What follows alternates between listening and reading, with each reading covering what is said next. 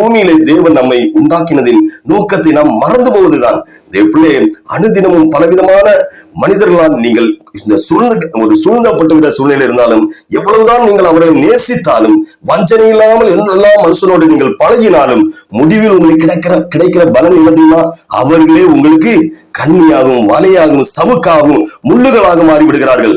அதனால் வருகிற இந்த வேதனையை உங்களால் இருதயங்களில் ஜீரணிக்கவே இயலாது. தேவ பிள்ளைகளே, இவளா இப்படி செஞ்சிட்டாங்க, இப்படி செய்து விட்டார்கள், இந்த மனுஷனா என்னால் இதை நம்பவே முடியவில்லை, ஐயோ என்னால் நம்பவே முடியவில்லையே என்று கண்ணீர் வடிக்கிற சூழ்நிலைக்கு தள்ளப்படுகிற அநேகருடைய சாட்சிகளை நான் கேள்விப்பட்டிருக்கிறேன்.